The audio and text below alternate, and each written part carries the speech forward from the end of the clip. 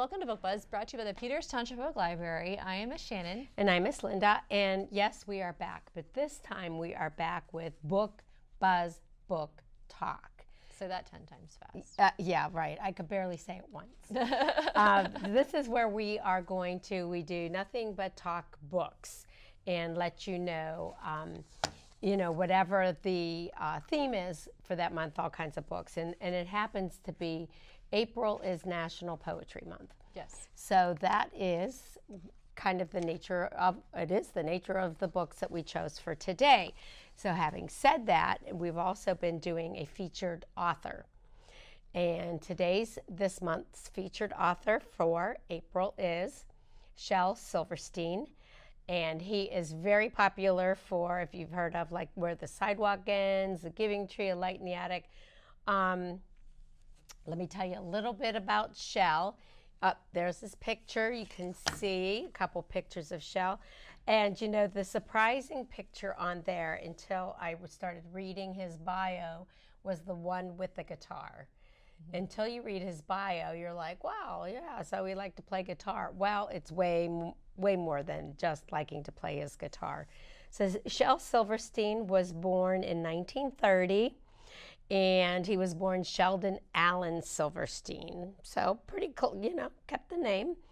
And was drafted into the Army. So spent a lot of time there, but it doesn't sound like he was like lacking for things to do. With all the stuff that he had going on.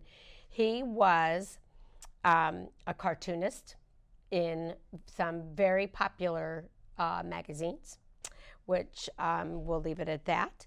Very popular, and he was a poet, as we know, because we're mentioning the books, and we'll mention them one by one because we'll talk about them a little bit. He was also a songwriter, and you see that guitar in there, who wrote over 800 songs. 800 songs. 800, yeah. That flips like me. Competing with Taylor Swift on that one. Yeah, I'm wondering, that's a lot of songs. I was thinking of like Taylor Swift or back with like the Beatles or the, some of the huge that went on. Wow, that's a lot. And he was also, of course, an author, children's author, and an adult author too. I think that was just his life. He must have been incredibly creative. And it just kind of flowed out in cartoons and poetry and books and songs.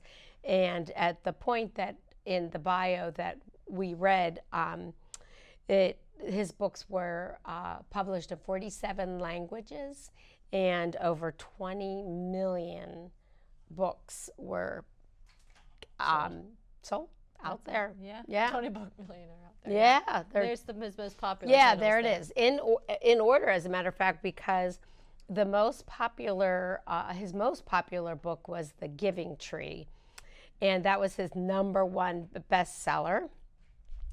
And it was extremely popular. And what I liked about the story is very simple, but it has a very meaningful background to it. And it had been translated into numerous languages, and of course became one of his best-known titles. The book has been described, but this I found interesting, as one of the most divisive books in children's literature. I'm like, what?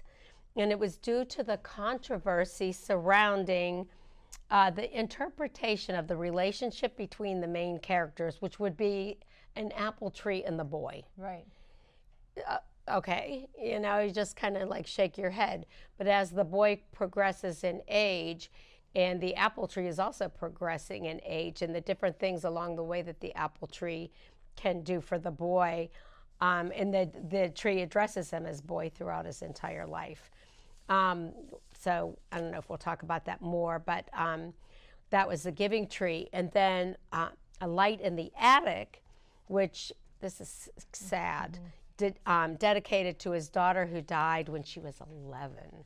With cerebral aneurysm. Wow. And that was, when we were looking at or talking about his age and stuff, he was only 68 when he died. Yeah, and sad. What was he? He was what when his daughter Was he like, didn't you say, was it like 67 or something when his daughter died? No, I don't remember. Okay. I don't know, but that would be awfully old for an 11-year-old. Yeah, no, I don't. I don't know, but I can't even imagine. I can't even imagine. So, yeah, he was 68. He lived from 1930 to 1999. But we did have a laugh about, talking about his songwriting. So can you see him pictured under a tree with his guitar, just strumming away, writing a song, a country song that became a bestseller. It hit number 2 on the Hot 100 and won a Grammy. Yeah, it won a Grammy in 1969. A Boy Named Sue. Made popular by Johnny Cash. Johnny Cash, yep. But he was the one who wrote it. Yeah, that just cracks me up. Yep. I never thought about who wrote it. And I feel like a lot of people think that if you sing the song, you wrote the song.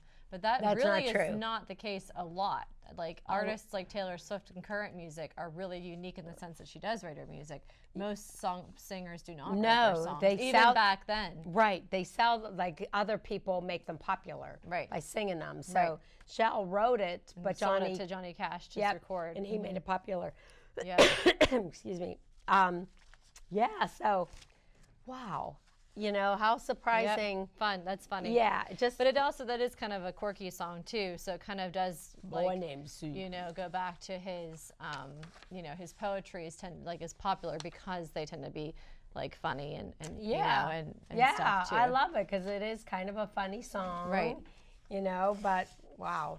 So that is Shel Silverstein. Very so cool. From there we will move on to like our books and things because I will be discussing his books. So he added a lot to poetry, and I feel like he's one that really kind of gives poetry a chance for kids to really enjoy it. Yeah. Right, because there's this thought process, and adults carry it too, like, oh, I don't want to read poetry. Right. You either love it or you don't like it at all, and you have like a mindset that you're not gonna like it. Right. But I feel like with him, like you're able to use his work and a kid can actually really enjoy it. Right. So, which is what most of my books are going to be kind of a twist on that as well. I was going to just say that. I think what will be surprising on this episode as we bring the books up of how many books actually are written now in verse. Yes. Which is what I brought.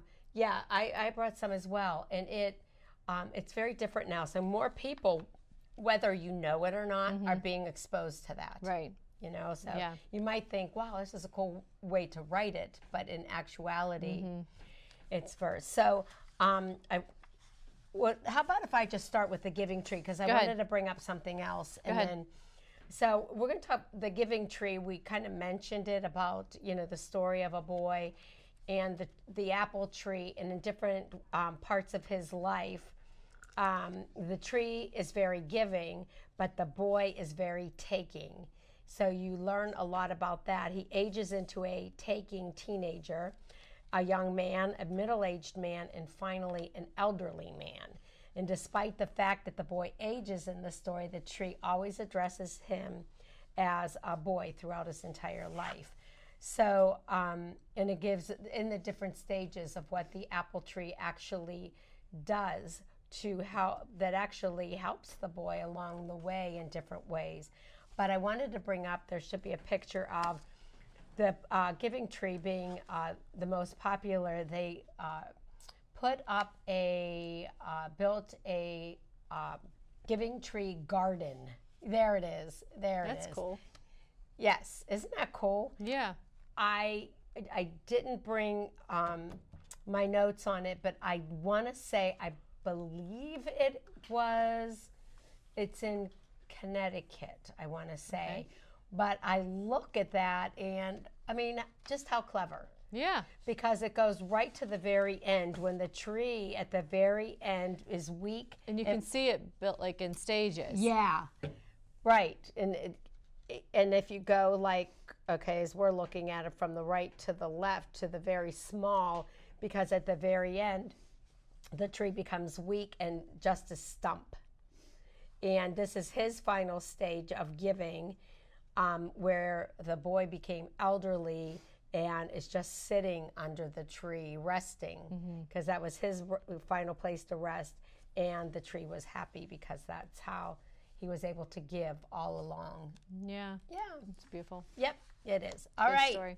All right, so yes, as Miss Linda mentioned, like how I said, like people have this idea that they really like poetry or they don't like it at all. Right. But so many works of contemporary fiction are being written in verse. Right. And it's been, and like, you think you don't like poetry, but then you read it, and it's not necessarily like a poem that you have to really think. It's difficult to understand its meaning. Like, it's straight and to the point of what's happening in the story, but it's using that format to tell the story.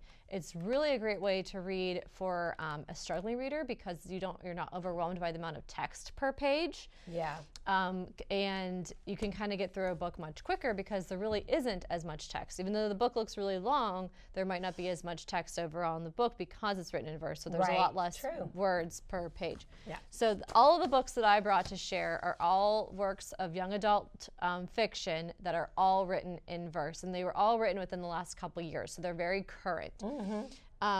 So the first one we'll talk about is called A Time to Dance. This is by Padma Venkatram.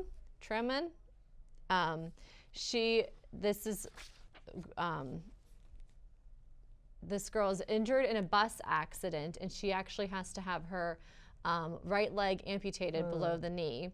And her dance teacher says, well, she's never going to dance again. But she's way too passionate to give up. So she takes place in India, and she excels at the dance form of Bharatanatyam dancing. If I said that wrong, I do apologize.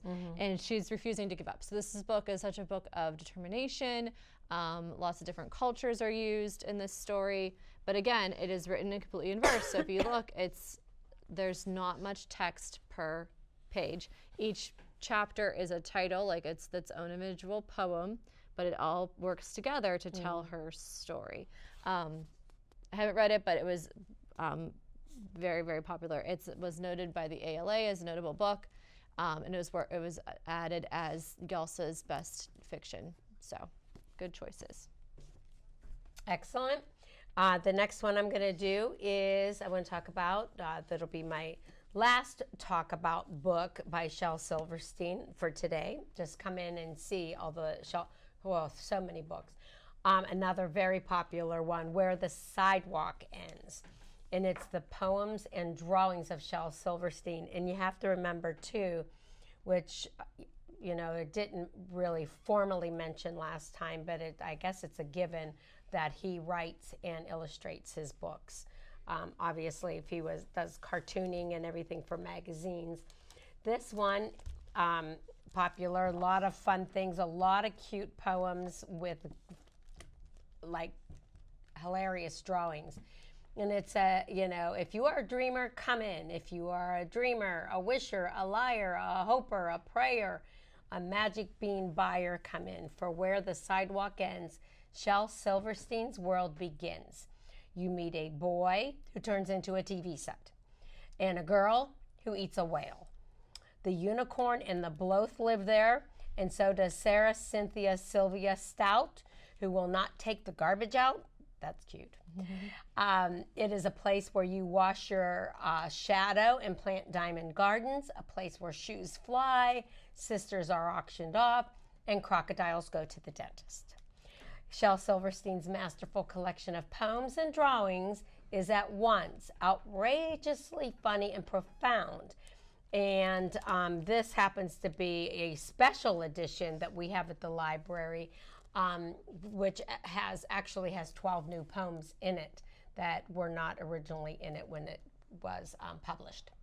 So nice. Come and get this special edition and take a look at our library of Shel Silverstein books. Yeah, he takes up most of the poetry section, I feel like. Yep. So Kwame Alexander, love him. He writes for children, he writes for teens, tweens, very well, like wide range different things. Like we have picture books that are written by him as well as young adult fiction. His young adult fiction books, as well as a couple of his tween titles. There's one that's actually called Crossover, and it actually is a crossover book. It's popular for tweens and teens. Is written in prose as well as this one. This one is called Solo, and it's about 17-year-old Blade, and he endeavors to resolve painful issues from his past and navigate the challenges of his former rock star father. And his father has lots of addictions. He's got lots of tabloid rumors that are now impacting Blade's life too, because people hear, oh, I heard this about your dad. And there's also a protected secret that threatens his own identity. This is one that I actually listen to. I love listening to Kwame Alexander's books. A lot of times he reads them. And again, if you want to get through a book quickly, an audiobook of a book written in prose tends to be a very quick audiobook because there's not much text in there. And I feel like this one even had music involved, and if I remember correctly. Sometimes the poems might be read in more of a kind of a rapping format, so that's kind of cool too. But I love Kwame Alexander. Everything he does I think is great, but this is one of his, and I think there's actually a sequel to this, Solo. I like that. Very cool. Yeah, I like him too. And he writes, the YA as well as a lot of children's things as well. This one I couldn't resist bringing. Okay. It's called Take Off Your Brave, and it's the world through the eyes of a preschool poet. Aww. And I remember when this came out. I was looking back. It's just about like 3 years old now. Poems, and it's just by Poems by Nadim. And she's age 4, illustrated by Yasmin Ismail. And Take Off Your Brave. And let me just give you a quick 4-year-old Nadim puts his words on paper, gives readers a glimpse of how he sees the world, one filled with rainbows, glitter, magical boxes, and lots of cuddles with mom. These poems make for joyful reading and are paired with vibrant pictures from artist Yasmin Ismail that invite all readers to join in the fun. Humorous and sweet, gentle and zany, this anthology proves that poetry is for everyone. The pictures are cute and simple. But the text is written by a 4-year-old. But the text is written by 4. So the title of Take Off Your Brave is one of the poems. And I'll show the pictures while I do that. It says, take off your brave. Take off our jackets and hang them up. Take our gloves off. Take our shoes off. Put them where they're supposed to go. Just show how the pictures are done. You take off your brave feeling, because there's nothing to be scared of in the house. No dark caves, no monsters, no witches, no bees, no howling sounds. You don't need your brave anymore. Wash your hands, eat lunch, go get cozy. And it's like home sweet home. Yeah. You don't have to be brave anymore. You're home. Aw, cute. And that's sweet, but can you imagine? Yeah. Like all these cute little things, and I love it with all those flowers. A preschooler gets published. Wow. Holy cow. So lots of really fun things in that one. Very cool. Yep. So as I was going through these, it's funny whenever we pull books for things, like, I feel like we know our collection really well, and we know in our list of books we want to read never ends. But then there's always books I'm like, oh, I see that on the shelf and I didn't realize, I never really looked at it, and now I'm like, well, I guess that's on my list to read. And this is one of those options. Yeah. It's called The Watch That Ends the Night, and it's the voices from the Titanic. Oh, cool. So it's by Alan Wolfe. Obviously, it is fictional. But what he did was he took all these different people, passengers, and crew members of the Titanic. Some made up, some real, like the Unsinkable Molly. Was it Sinkable Molly Brown? Yeah. Yeah, so she was a real character. She really lived, and so he talks about her a little bit, but it's all told from their voice, or what would he thought would be their voice, including one of the voices is even the iceberg itself. Oh, wow. So it's a recreation of the 1912 sinking of the Titanic as observed by millionaire John Jacob Astor. Oh, yeah. A beautiful young Lebanese refugee who finds his first love, the unsinkable Molly Brown, as I mentioned, the Captain Smith, and others, including the iceberg itself, the watch that ends the night. Wow. Like, I want to read it. It looks so good. Oh, I would like to read that too. Yeah, and it goes through the timing of when things happened. So like the first. Yeah. So like they're getting ready to sail Monday, April 1st. Like this is what happened then. So what a cool piece of historical fiction. Yes. Like a really unique take on it. And it does tell you who's talking. So like we have Harold, he's a junior officer. We have Frankie Goldsmith, who is a child who thinks he's a dragon hunter. A rat on the board, which there was. A tailor, the undertaker. This takes place like afterwards.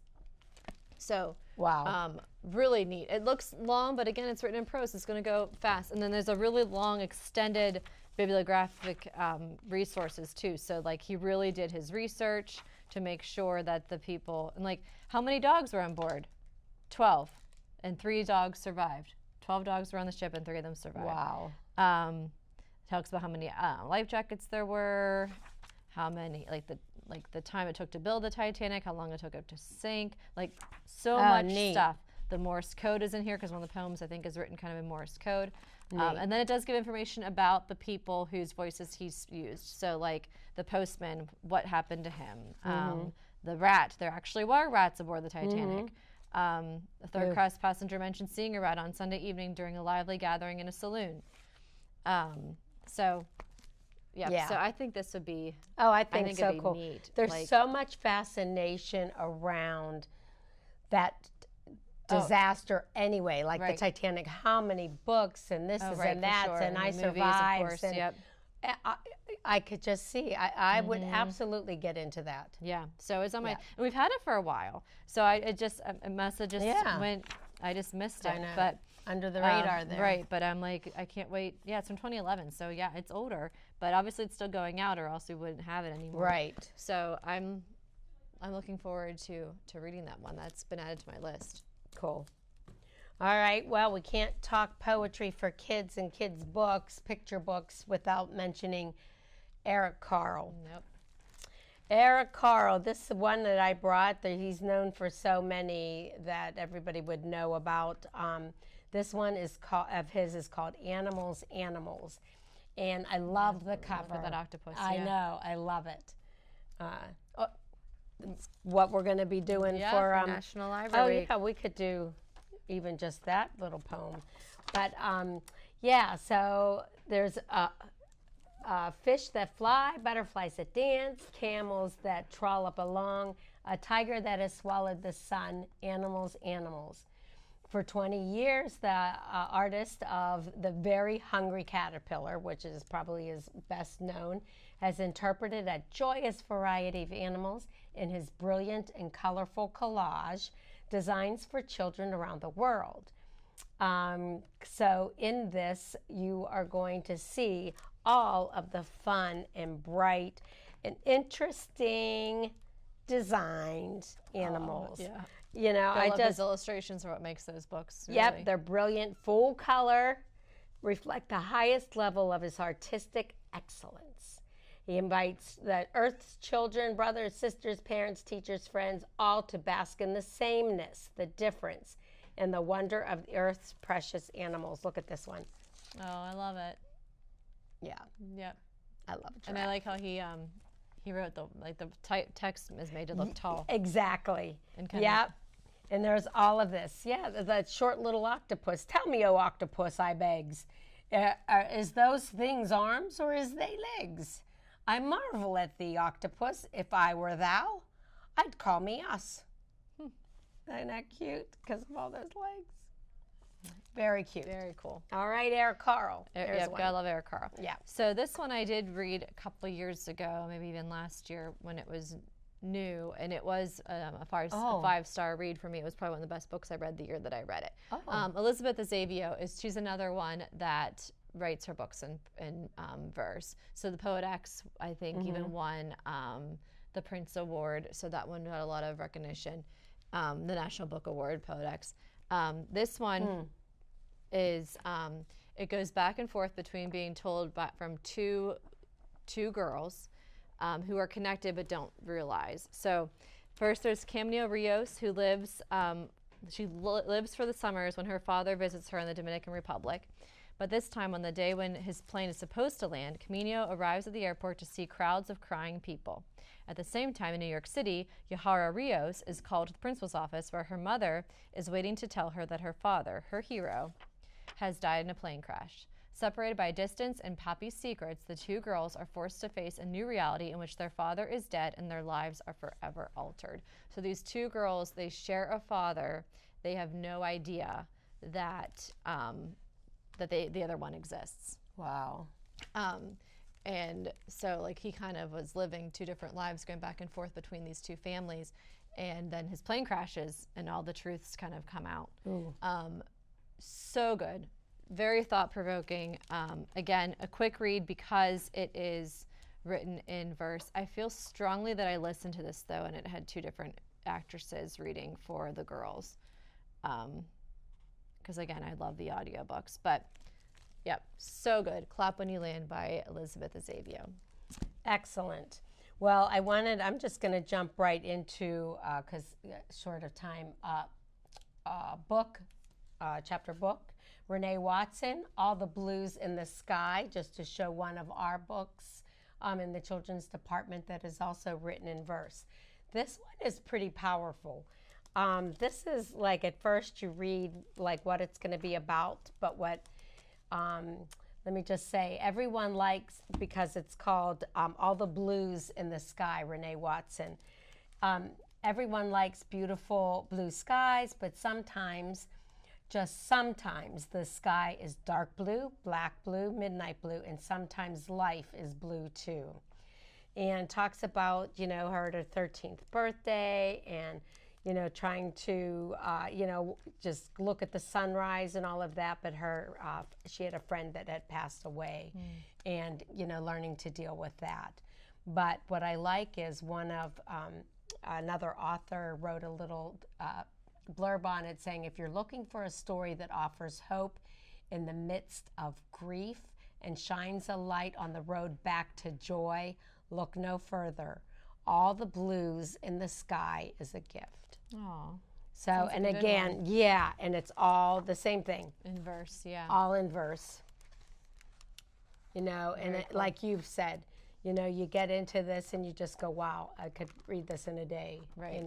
So good, quick read for Poetry Month. Yeah. Perfect. I think we might have time to do one more. Where are we on our time? I don't know. Okay. Are we under a minute now? Okay. Yeah, you know we what? are We're wrapping under a up. minute. Okay. Do you want to do a quick one then? Do you have a picture book you want to show? Well, I'll just show this one real quick. Something Someday. The Reason Why, Amanda Gorman, who is the first presidential inaugural poet, #1 New York Times best-selling author. Caldecott Honor, Coretta Scott King Honor. She has done it all, and this is just one of her books. Also kind of a picture book written in verse. And she just has made a name for herself being, so many things for such a young woman. Exactly. And to have, read a poem at a presidential inauguration. Very cool. So how about that for Awesome. quick? All right, very cool. All right, so happy National. Right. Yeah, happy National Poetry Month. Please come and check some of these books out. Please. Here. Yep. Come. We've got lots of them. All right. All right, and we'll see you guys next time. We'll see what happens in May. Yep.